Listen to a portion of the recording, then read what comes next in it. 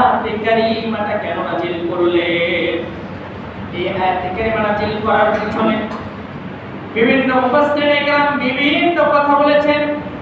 তার মধ্যে উল্লেখযোগ্য তাফসীর ইবনে কাসিরের মধ্যে পাওয়া যায়। তাফসীরে তাবারীর মধ্যে উল্লেখ করা হয়, ওই সময় কিছু নারী সাহাবা এসে আল্লাহর রাসূলকে জিজ্ঞাসা করলেন, ও রাসূল, আপনার এই কুরআন আল কারীমের মধ্যে পুরুষদের মর্যাদা বিভিন্ন জায়গায় দেওয়া হয়েছে, পুরুষদের কথা বিভিন্ন জায়গায় বলা হয়েছে, কিন্তু আমাদের নারীদের কোনো কথা পাওয়া যায় না। তাহলে কি ইসলামে আমাদের নারীদের মর্যাদা নাই? তাহলে কি ইসলামে আমাদের নারীদেরকে তেমনটা সম্মান করেন নাই? আল্লাহ রাব্বুল আলামিন যখন এই আয়াতে কারিমা নাযিল করলেন, ও রাসূল, আপনি ওই নারীদেরকে হতাশ করবেন না, আপনি ওই নারীদেরকে ফেরত দেবেন না, ওই নারীদেরকে আপনি জানিয়ে দিন আল্লাহ রাব্বুল আলামিনের কাছে নারী আর পুরুষের ভেদাভেদ নাই। আল্লাহ রাব্বুল আলামিনের কাছে ভেদাভেদ হচ্ছে আমল যে করলো আর যে করলো না, এর মাঝেই শুধু ভেদাভেদ। উক্ত আয়াতে কারিমার সামঞ্জস্যে আল্লাহ রাব্বুল আলামিন তার পাক কালামুল্লাহ শরীফের সূরাতুন নাহলের ৯৭ নম্বর আয়াতে কারিমার মধ্যে আরো বলেন, মান আমিলা সালিহান মিন যাকারিন আও উনসা। আল্লাহ রাব্বুল আলামিন বলেন, যে কেউ সৎকর্ম করে, পুরুষ হোক অথবা নারী হোক, আর সেই ব্যক্তি হচ্ছে মুমিন। আল্লাহ রাব্বুল আলামিন আর সূরাতুন নিসার ২৪ নম্বর আয়াতে কারিমার মধ্যে বলেন, ওয়া মান ইয়ামাল মিনাস সালিহাতি মিন যাকারিন আও উনসা ওয়া হুয়া মুমিন ফাউলাইকা ইয়াদখুলুনাল জান্নাহ। আল্লাহ রাব্বুল আলামিন বলেন, ওয়া মান ইয়ামাল মিনাস সালিহাত, যেই ব্যক্তিগুলো ভালো কাজ করে, আমলে সালেহা করে, সে নারী হোক অথবা পুরুষ হোক, উভয়ের আমার কাছে মুমিন, আর মুমিনদের জন্য ফাউলাইকা ইয়াদখুলুনাল জান্নাহ, আর ওই মুমিন নারী অথবা পুরুষ যেই হোক না কেন, তাদের জন্য দেওয়া রয়েছে আমার পক্ষ থেকে জান্নাত। বলেন না সুবহানাল্লাহ। আল্লাহ রাব্বুল আলামিন এবার বলছেন, আমি জান্নাত দেব, ঠিক আছে, কিন্তু আমি তোমাদেরকে 10টা কন্ডিশন দান করলাম। এই 10টা বিষয়ের উপর তোমরা মানুষগুলো তোমাদের গোটা জীবনটাকে পরিচালনা করবা। তোমাদের 10টা আমল করার জন্য বলা হয়েছে। আল্লাহ রাব্বুল আলামিন সেই কথাই সূরাতুল আহজাবের ৩৫ নম্বর আয়াতে কারিমার মধ্যে বলেন, ইন্নাল মুসলিমিনা ওয়াল মুসলিমাতি ওয়াল মুমিনিনা ওয়াল মুমিনাত।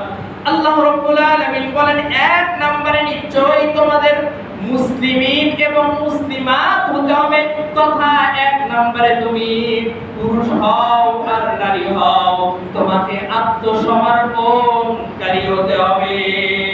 অর্থাৎ আল্লাহ রাব্বুল আলামিন এই আয়াতে কারিমার এই অংশের মধ্যে বলেন, মুসলিম এই শব্দের ব্যাখ্যায় মুফাসসিরিনে কেরাম বলেন, ব্যাখ্যার মধ্যে এভাবে বলেন, মুসলিম হতে হলে তোমাকে এমন ভাবে হতে হবে, আল্লাহ যা কিছু হ্যাঁ বলেছেন তা তোমাদেরকে গ্রহণ করতে হবে, আর যা কিছু না করেছেন তা তোমাদেরকে কায়মানা বাক্যে না কে তোমাদের জন্য হারাম করেছেন, আর না মানেই তোমাদের জন্য বর্জনীয় কাজ।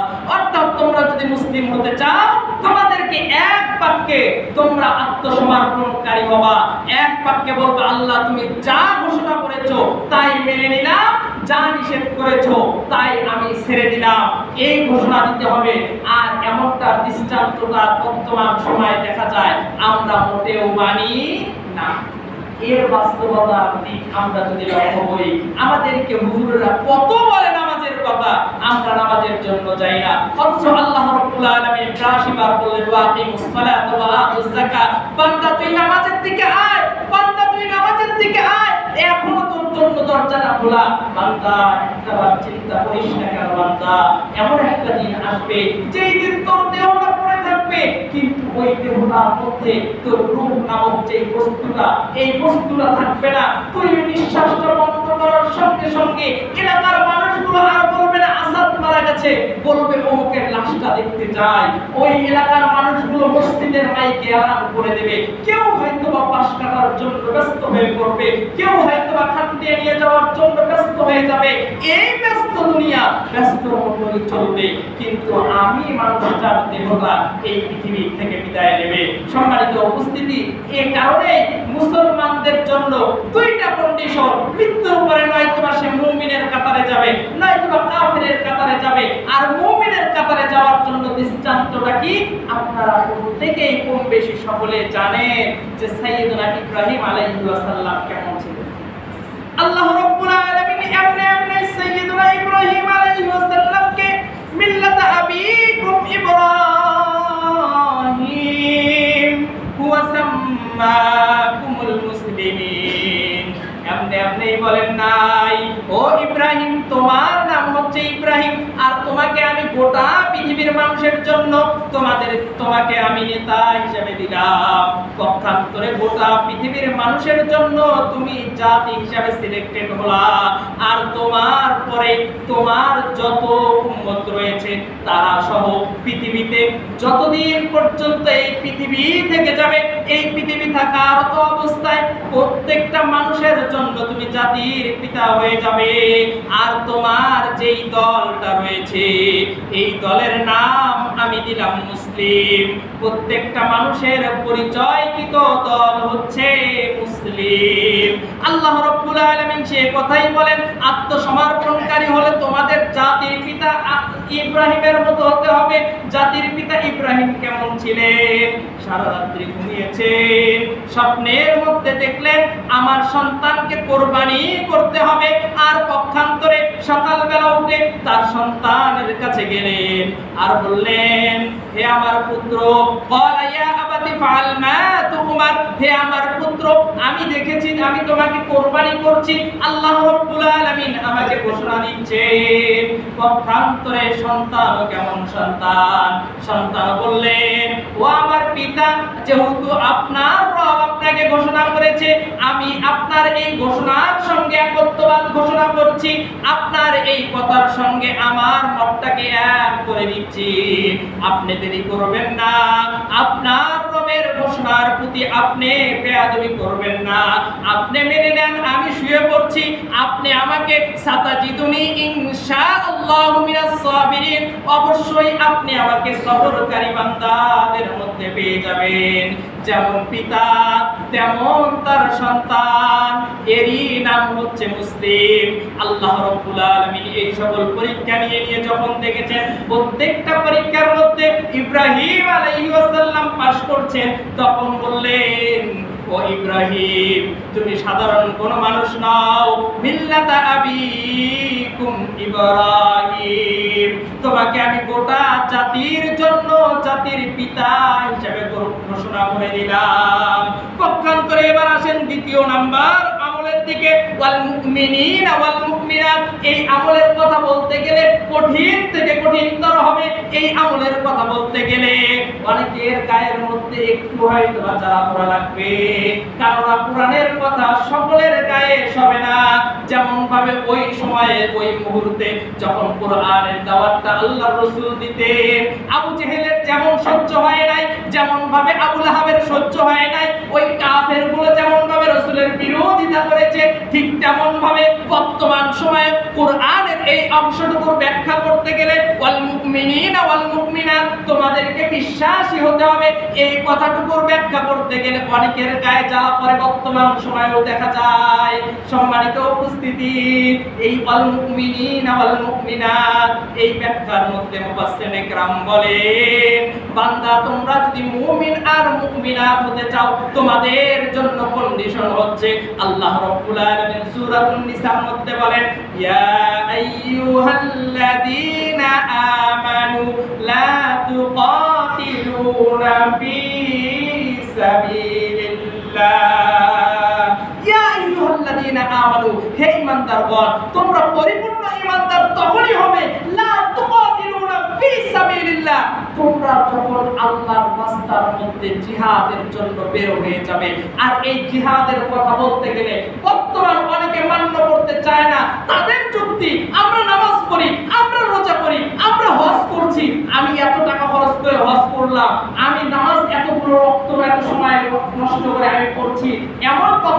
তাদের আমি দীর্ঘ একটা মাস রোজা রাখলাম, আমার কিসের জিহাদের প্রয়োজন? কিন্তু একটা জিনিস জেনে রাখেন, আল্লাহর রাসূল সাল্লাল্লাহু আলাইহি ওয়াসাল্লাম মদিনায় যখন এসেছিলেন তার জন্য জিহাদ ফি সাবিলিল্লাহ ফরজ হয়ে গিয়েছিল। এই জিহাদ ফি সাবিলিল্লাহ করতে গিয়ে, জিহাদ ফি সাবিলিল্লাহর পথে চলতে গিয়ে আল্লাহর রাসূল সহ আল্লাহর রাসূলের অসংখ্য সাহাবা তাদের শরীর থেকে রক্ত ঝরিয়েছে। এই জিহাদ ফি সাবিলিল্লাহকে অস্বীকার যে ব্যক্তি করবে সে ব্যক্তি একনিষ্ঠ বাক্যে কাফের, বলেন ঠিক কিনা? কেন বললাম কাফের? কেননা আল্লাহ রাব্বুল আলামিন তার পাক কালামুল্লাহ শরীফে এই নামাজের কথা বলেছেন 82 বার, রোজার কথা বলেছেন 14 বার, যাকাতের কথা বলেছেন 27 বার, হজের কথা বলেছেন 1 বার, আর আল্লাহ রাব্বুল আলামিন জিহাদ ফি সাবিলিল্লাহর কথা কুরআনুল কারীমের প্রত্যেকটা পড়তে পড়তে 917 বার করেছেন। 917 বারের আমলটা বাদ দিয়ে আপনি 82 বারের আমল করতে পারেন, 1 বারের হজ করতে পারেন, 14 বারের রোজা রাখতে পারেন। আপনি যদি ওই 917 বারের আমলটা বাদ দেন, আপনি লিখে রাখেন আপনার আমার নামটা ওই কাফেরের দপ্তরেই যাবে। আর যুদ্ধ কখন হবে? জিহাদ কখন হবে? জিহাদ হবে তখন যখন আপনার আমার সমাজগুলো, আপনার আমার ইউনিয়নগুলো, আপনার আমার রাষ্ট্রগুলো যখন কোরআনের বিরুদ্ধে আইন পাস করবে। আপনার আমার সমাজগুলো, আপনার আমার রাষ্ট্রগুলো, আপনার আমার যে সেক্টরে রয়েছে এই সেক্টরগুলোতে যখন দেখব কুরআনুল কারীমের সহিহ কুরআনুল কারীমকে রেখে তাদের নাস্তিক্যবাদ আইনগুলো দিয়ে একটা সেক্টর পরিচালনা করছে, ওই মুহূর্তে প্রত্যেকটা মুসলমানের অত্যন্ত গুরুত্বপূর্ণ বিষয় হচ্ছে জিহাদ ফি সাবিলিল্লাহর কথা বলা আর জিহাদ ফি সাবিলিল্লাহর জন্য চলে যাওয়া। কেননা আল্লাহর রাসূল সাল্লাল্লাহু আলাইহি ওয়াসাল্লাম একটাবার খালি যদি তার চুক্তিপত্রে স্বাক্ষর করতে যে আমি তোমাদের সঙ্গে একত্বভাব ঘোষণা করতাম, আবু জেহেলকে খালি যদি বলতে তোমরা যা করো করো আমি কোনো কথা বলবো না, আবু জেহেলের জন্য বাড়িগাড়ির অভাব হতো না। ঠিক তার ওই ধারাবাহিকতায় বর্তমান সময়ের আমরা দেখেছি যে যেই সকল আলেমরা কারারুদ্ধ হয়েছিলেন তারা যদি একটাবার বলতেন আমরা কোনো কথা বলবো না, মাঠে ময়দানে যাব না, এই ঘোষণা দিয়ে তারা যদি একটাবার চুক্তিপত্রে সিগনেচার করতেন, তাদেরকেও বর্তমান সময়ে বাড়িগাড়ির অভাব হতো না। কিন্তু যুগে যুগে আল্লাহর রাসূল সাল্লাল্লাহু আলাইহি ওয়াসাল্লাম কখনো জালিমের বিরুদ্ধে আপোষ করেন নাই। যুগে যুগে সাহাবায়ে কেরামরা তারাও জালিমের বিরুদ্ধে আপোষ করেন নাই। পক্ষান্তরে ইমামরাও কখনো আপোষ গ্রহণ করেন নাই। পক্ষান্তরে আলেমরা তারাও কখনোই ইসলামের বিরুদ্ধে কোনো সময় তারা কলম ধরেন নাই, বরঞ্চ বাতিলের বিরুদ্ধে হকের পক্ষে কোরআনের ঝান্ডা বাহিনী চালানোর জন্য জিহাদ ফি সাবিলিল্লাহর পথটাকে নিয়েছে। ঠিক আমরাও তেমন